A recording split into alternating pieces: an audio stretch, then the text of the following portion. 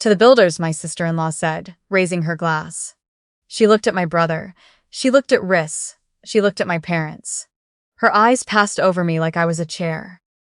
The ones who take risks, who make something where there was nothing. My brother beamed. He'd been beaming all evening. He'd chosen this restaurant himself. The kind of place where the menus had no prices and the waiters introduced themselves by first name. For our parents' 35th anniversary, and he'd invited Reese to join us because that was the kind of thing my brother did. Turn every celebration into an opportunity. Blur the line between family and audience. Reese was in his mid-40s, contained and self-possessed, the kind of person who had long since stopped needing to fill silence with words. He'd shaken my hand when I arrived, said it was good to meet me, and gone back to talking to my father about the drive-in. He sat at the far end of the table with the attentive stillness of a man who was primarily there to observe. I sat across from my sister-in-law. This was deliberate on her part. I'd learned over 6 years of family dinners that she chose her seat the way a chess player chooses position, with intention. And to everyone here, my mother added, looking at me with the kind of pointed warmth that was her version of backup, to all of us. Oh, absolutely, my sister-in-law agreed, like an afterthought added to the bottom of a list. Absolutely, everyone. I drank my water. My sister-in-law wasn't a cruel person by design. I'd made my peace with that distinction years ago. She was ambitious, and ambition had taught her that worth was something you had to demonstrate. With titles, with funding rounds, with the kind of confidence you perform loudly enough that strangers can feel it. She'd married my brother 6 years ago, and somewhere in those 6 years she decided that the way to position him upward was to establish a contrast. The contrast was me. I'd given her a lot of material by her standards. I worked for the government. I had a modest apartment and a car with a transmission that rattled on the highway, and a job title that explained nothing and cleared nothing up when I explained it. I showed up to family events and said little and left early. Sometimes right in the middle of dinner, sometimes without being able to say why. I had once left my mother's birthday party at 9 p.m. on a Tuesday and been unreachable for 4 days. No explanation. Just gone, and then back. She used these things the way you use small stones, not to hurt, just to establish. Elevation requires something lower. I had stopped minding, mostly. But tonight, with Reese at the table, she'd turned up the volume. She works for the government, she told him, at some point during the appetizers, gesturing toward me loosely. Very stable. Very structured, she said. Structured the way you might say beige. Technically a thing. Technically fine. Cybersecurity, my brother offered, like he was doing me a favor. Right, cybersecurity. Which, Reese, you'd know better than I do. There's a difference between the private sector version of that and the federal version. Different pace. Different stakes. She smiled at me. No offense. I kept my eyes on my plate. What agency? Reese asked. He was looking at me, not her. CISA, I said. Something happened in his face. A small, precise rearrangement there and then gone. Which division? He asked. My sister-in-law laughed softly. You don't have to quiz her. He didn't look at her. I'm not quizzing anyone. Critical infrastructure, I said. He was quiet for a moment. That's a small team. It is. What does that mean? My father asked. Critical infrastructure, power plants and such. Power grids, water treatment facilities, hospital networks, financial systems, I said. The infrastructure where a failure doesn't stay local. It cascades. My father nodded. Doing the thing he'd always done with information he didn't have a category for, receiving it with courtesy and filing it somewhere out of the way. So it's the big picture, he said. Something like that. My sister-in-law saw her opening.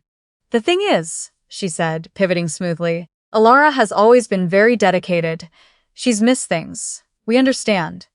The government doesn't keep normal hours. She paused. She missed our engagement party. There was a ransomware attack on a hospital network, I said. 4 hospital systems across 2 states.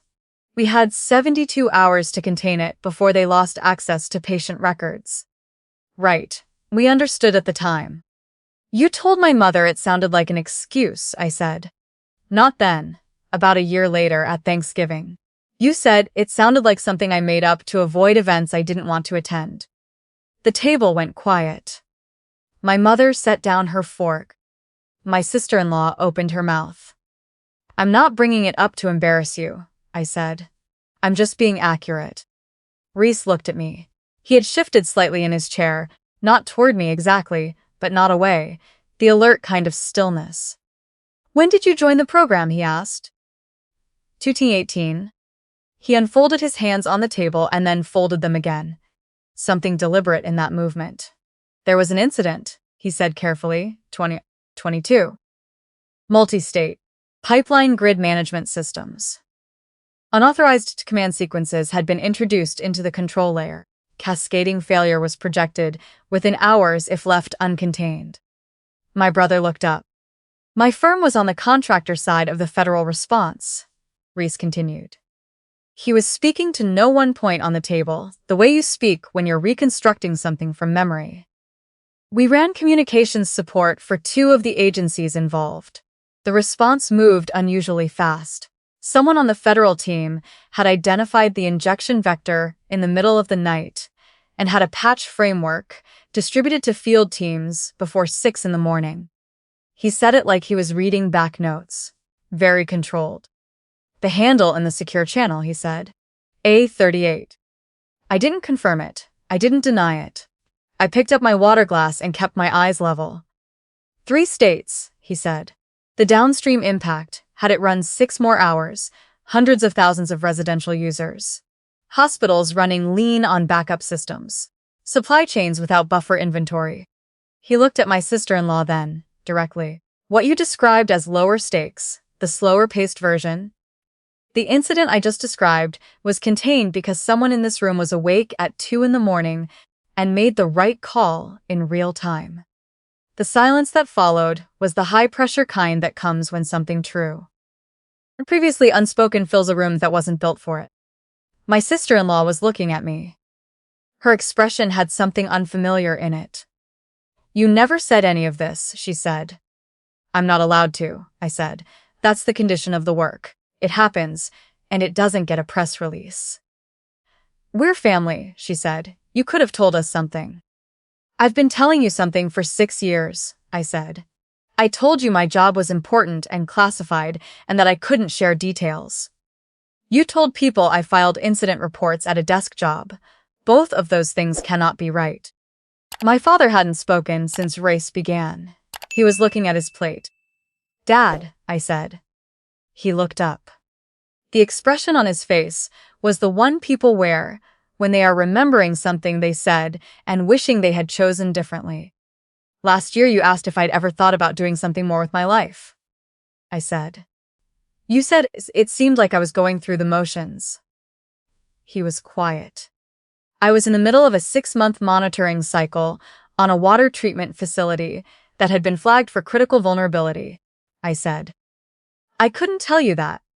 So I said I liked my job, and you said you just wanted more for me, and I said okay, and we changed the subject. I kept my voice level because I'd rehearsed none of this. I'm not angry about it. I just want you to know that the version of me you've been working with was missing most of the story. He nodded. Not in agreement. In something that looked more like reckoning.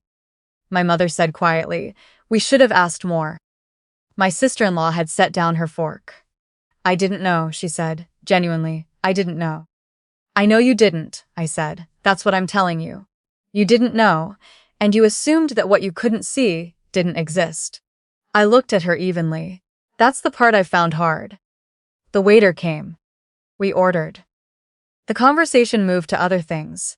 Portugal, dessert, whether Reese had been to Lisbon. Careful and ordinary the way conversation is when it's covering something that just changed underneath it. After the dessert plates were cleared, Reese asked my brother if they could step outside. They were out there a long time. Through the window, I could see my brother leaning against the railing with his arms crossed, Reese standing with his hands in his pockets, facing the street. My brother was talking. Reese was not. That is usually how you know the decision has already been made. When they came back in, my brother's face had the composed quality of someone managing news. He didn't speak to me directly. We all gathered our things, walked out to the valet awning, said our goodbyes under the amber lights. Reese shook my hand on his way to his car. He held it a beat longer than he needed to. It was a privilege to meet you, he said. I mean that. I thanked him. He started toward the parking structure, then paused and turned back. The contractor who worked our side of the 2022 response told me afterward that whoever was running the federal operation had probably saved a lot of lives that night, he said. He didn't know who. None of us did. He looked at me. I'm glad I know now. I drove home alone on an empty highway. I didn't feel triumphant. I've been in moments that felt triumphant, and this wasn't one of them. This was the particular exhaustion that comes after saying true things to people who have been comfortable with false ones for a long time. The partnership didn't close. I found out 2 weeks later through a mutual family friend, who mentioned it in passing. Some conflict of interest thing, such a shame, and I nodded and let it go. Reese had told my brother that certain considerations once in the room couldn't be made to leave it, that some partnerships had complications worth avoiding. He said it wasn't personal. I believed him. It wasn't personal for me either. It was just the truth, doing what the truth eventually does. My sister-in-law wrote something on LinkedIn. She was graceful about it, if I'm being honest. No names, no accusations. She wrote about professional transparency and the importance of understanding who's in a room before you commit to what you're building together. She wrote it in the smooth, considered voice she used for everything that needed to sound thoughtful. Reese left a comment 3 days later, 3 sentences. He said that professional transparency was indeed critical, that his decision had been informed by the full picture of what he'd encountered that evening, and that the federal professionals he'd had the privilege of working alongside throughout his career had been among the most technically capable people he'd ever encountered. He signed his name. He offered nothing else. The comments on her post went quiet after that. Not with drama. Just quietly. The way a room goes quiet when someone says something that reframes everything, and there's nothing left to add. My brother called me on a Sunday morning. It was not his habit. He asked how I was. I said fine. He said that was good. Then he said, I didn't know what you were doing. I want you to know that. I genuinely didn't know. I know you didn't. You should have found a way to tell us. I thought about how to answer that honestly. I tried, at the beginning, I said. I told you the work was classified, that it was important, that I couldn't share details. After a few years of that going nowhere, I stopped having the conversation. That might have been the wrong call. But I was tired. He was quiet for a moment. I didn't need you to understand everything, I said. I needed you to give me the benefit of the doubt on the parts you couldn't see. That would have been enough. He said he was sorry. He said it the way people say things when they mean them and don't have anything else to offer. I told him I accepted that, and I did. What happened after was slow and uncinematic, which is how real things tend to go. My sister-in-law and I didn't have a reconciliation. We had a series of ordinary interactions over the following months that were more careful, more considered. The practice diminishments stopped. I stopped waiting for them. In their absence, something small and cautious began growing. Not warmth exactly, not yet, but the absence of cold. That was something. My father called me in November, unprompted, on a Tuesday afternoon. He wanted to know about my work. Not the classified parts. He understood by then that there were layers he'd never reach. He asked about the team. About what a normal week looked like at the level I was allowed to describe. About whether I was happy doing it. I talked for almost an hour. At the end, he said, I should have asked all this a long time ago. Yeah, I said, but you're asking now. My mother sent a card at Christmas. She wrote, I know we don't always understand your world. I hope you know we're proud of it. Below her signature, in smaller handwriting that looked like it had been added after she'd sealed the envelope, and then opened it again. I always have been. I just didn't know how to say it when other people were in the room. I read that twice, then I set it on my kitchen counter, where I'd see it in the morning. I've thought about that dinner often since, not with bitterness, less and less with bitterness as the months go on. What I return to is the moment Reese said A38. Said it quietly, barely above the noise of the restaurant, like he'd been holding the question a long time and wasn't sure the room deserved it yet. He had been on the other side of that secure channel.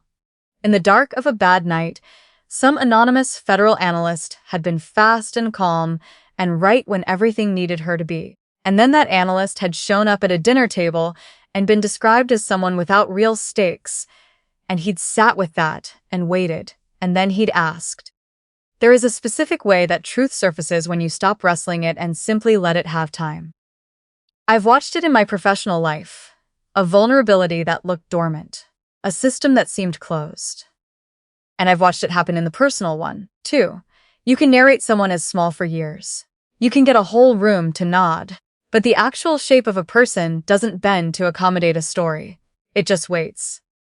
I'm not in the habit of announcing myself. I was trained early that the quietest thing in the room is often the most load-bearing. I'll keep doing the work without press releases, keep showing up at family dinners, and driving long distances, and ironing my good blazer, and sitting across from people who have already decided what I am before I've had a chance to pour my water.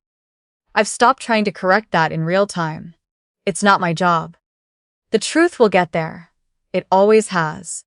All I ever had to do was stay out of its way and give it room to breathe.